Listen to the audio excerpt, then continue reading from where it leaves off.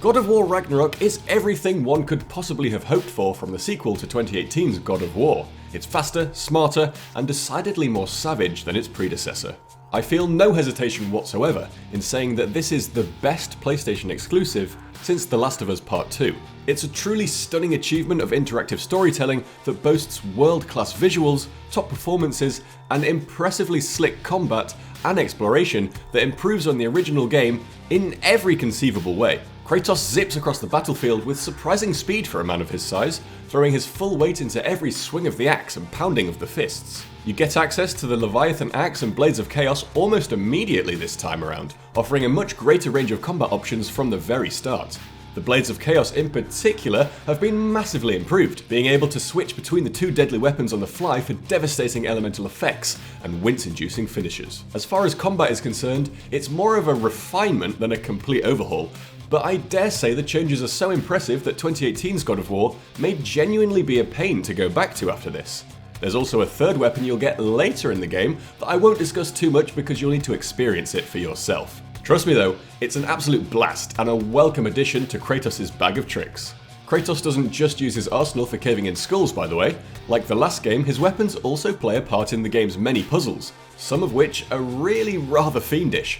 But where 2018 God of War was fairly content to allow most puzzles to boil down to throwing an axe at a certain spot, Ragnarok is infinitely more creative when it comes to combining weapons and companion abilities in a number of fascinating ways. Hardcore RPG fans will also be delighted to discover there are a range of unlockable and upgradable armors, skills, weapon parts, and stat-based menus that you can lose yourself in, should you wish to. Preparing the right gear and buffs becomes vital at the higher difficulties, obviously, but anyone who doesn't want to deal with any of that and just get stuck into the action can choose from a wide range of options designed to tone the combat down. All I'll say here for anyone really hoping for a challenge: if you thought the optional Valkyrie bosses were tough, you haven't seen anything yet. While Ragnarok can be a relatively linear game if you just want to tear through the story and move on, I wouldn't recommend it. There are a ton of optional side quests to complete and multiple shockingly massive open world segments to explore.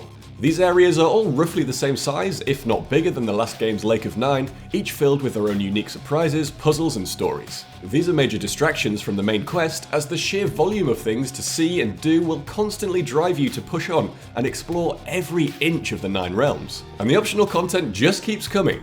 About 30 hours into the game, as I actively attempted to put off heading towards what I thought was the final battle, I stumbled across yet another ginormous area packed with branching paths, containing all sorts of activities that took me a good few hours to get through. As much as I wanted to get through the story, especially as a reviewer with a deadline, the thrill of exploring new realms with Kratos and Atreus as Mimir shared stories of the old days was too good to resist.